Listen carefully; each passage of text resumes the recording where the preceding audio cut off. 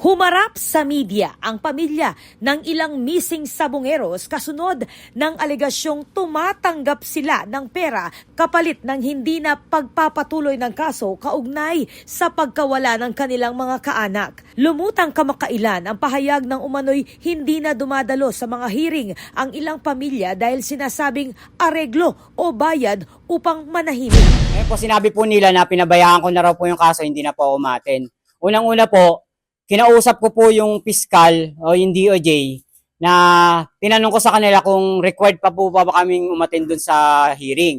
Ang sabi naman po nila, hanggat hindi po kayo pinapatawag o hindi po kayo yung uupo as a witness, pwede naman po hindi kayo umattend. Kasi maganda nga po sa kanila dahil nalala nila yung kalagayan namin. Kasi hindi naman po kami ganun kaano sa buhay, ang pamasahe po hindi po basta-basta. Malaki rin po ang pamasahe kasi between from Bulacan going to Santa Cruz, Laguna. So, doon pa lang po, at least kahit papano, sinabi naman sa amin ng piskal na hindi na kami, kahit hindi kami umaten, okay lang kasi nandun naman sila to represent us.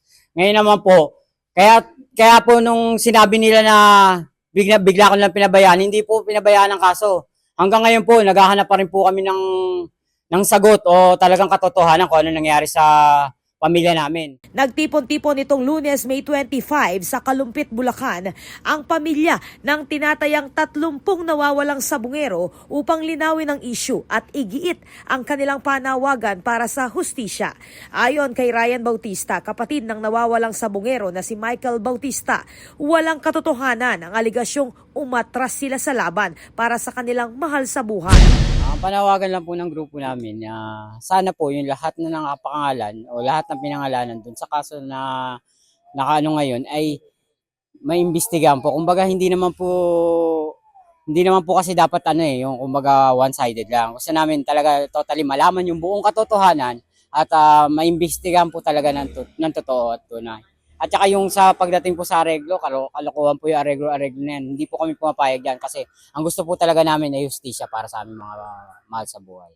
Iginiit din ng mga pamilya na nais nilang mapabilis at mapalawak ang investigasyon upang mabigyan ng kasagutan ang pagkawala ng kanilang mga kaanak. Samantala, emosyonal ding itinanggi ni Carmen Malaca, ina ng nawawalang sabungero na si Edgar Malaca, ang alegasyong sila ay tumanggap ng pera kapalit ng pananahimik.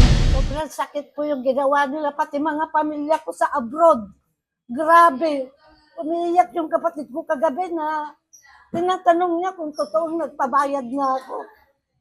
Hindi po dapat maganon ang gagawin nila. Sinisira nila ang buong pagkatao namin. Nanindigan ang mga pamilya na hindi sila titigil hanggat hindi nalalaman ang buong katotohanan at nakakamit ang hustisya para sa mga nawawalang sabungero.